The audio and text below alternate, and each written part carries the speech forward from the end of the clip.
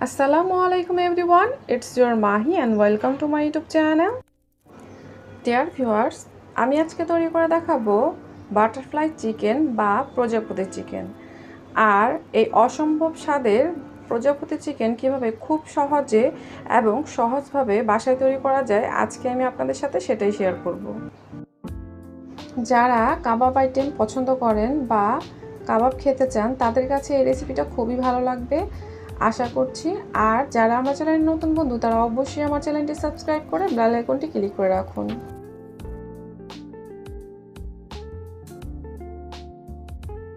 চলুন তাহলে আর কথা না বাড়িয়ে মূল পর্বে চলে যাই। প্রথমে এখানে আমি হাফ কেজি পরিমাণে মুরগির বুকের মাংস নিয়ে নিয়েছি। আপনারা চাইলে যে কোনো হাড় ছাড়া মুরগির মাংস ব্যবহার করতে পারেন। এগুলোকে আমি টুকরো করে কেটে নিয়েছি। এখন এর মধ্যে দিয়ে দিচ্ছি স্বাদ মতো লবণ, দিয়ে দিচ্ছি হাফ চামচের মতো গরম মশলা গুঁড়ো, দিয়ে দিচ্ছি হাফ চামচের মতো ধনিয়া গুঁড়ো, দিয়ে দিচ্ছি হাফ চামচের মতো কাবাব মশলা, এখন দিয়ে দিচ্ছি হাফ চামচের মতো লাল মরিচের গুঁড়ো, দিয়ে দিচ্ছি সামান্য একটু টেস্টিং সল্ট, এখন দিচ্ছি হাফ চামচের থেকে একটু কম গোলমরিচের গুঁড়ো, দিয়ে দিচ্ছি 1 চামচের মতো আদা রসুন বাটা,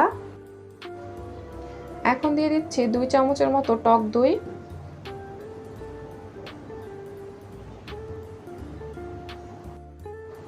দিয়ে দিচ্ছি 1 টুকরো লেবুর রস, দিয়ে দিচ্ছি 1 চামচের মতো সয়া সস, দিচ্ছি হাফ চামচের থেকে একটু কম কাবাব মশলা। এখন সবগুলো উপকরণ খুব ভালোভাবে আমি চিকেনের সাথে মিশিয়ে নিচ্ছি।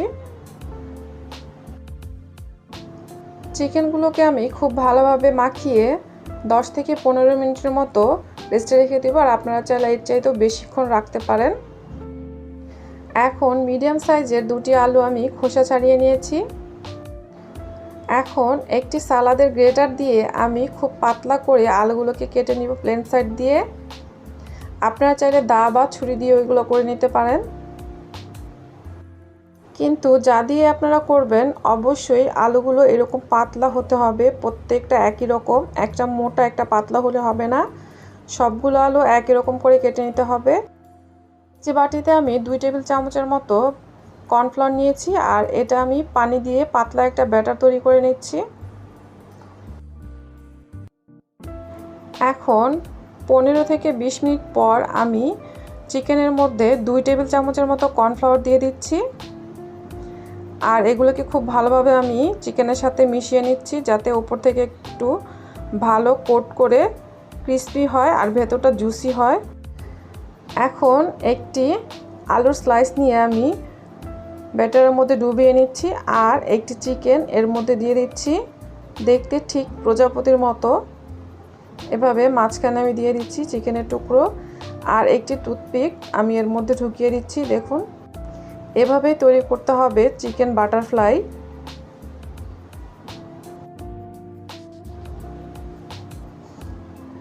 আমি আরও একটি চিকেন বাটারফ্লাই তৈরি করে নিচ্ছি। আপনারা দেখুন, এভাবে খুব সহজে আপনারা প্রজাপতি চিকেনটা তৈরি করে নেবেন। আর আমি এভাবে সবগুলো তৈরি করে নিচ্ছি।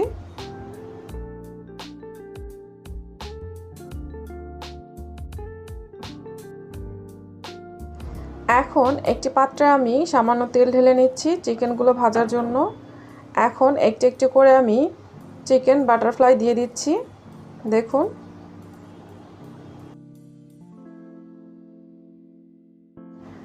যখন এই প্রজাপতি চিকেনগুলো একটি পাশ খুব ভালোভাবে ভাজা হয়ে যাবে তখন আমি একটি একটি করে উল্টে দিচ্ছি যাতে অপর সাইডটাও খুব ভালোভাবে ভাজা হয়ে যায়।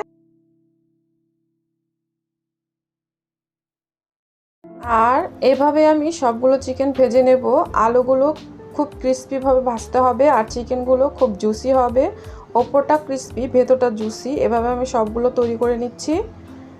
ডিয়ার ভিউয়ার্স, তৈরি হয়ে গিয়েছে মজাদার চিকেন বাটারফ্লাই বা প্রজাপতি চিকেন। এটা তৈরি করতে খুবই কম সময় লাগে আর খুবই টেস্টি হয়। আপনারা বাসায় অবশ্যই ট্রাই করবেন।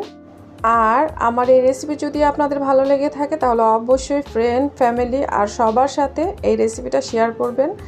আর আমার এই চ্যানেলটি সাবস্ক্রাইব করে আমার পাশে থাকবেন।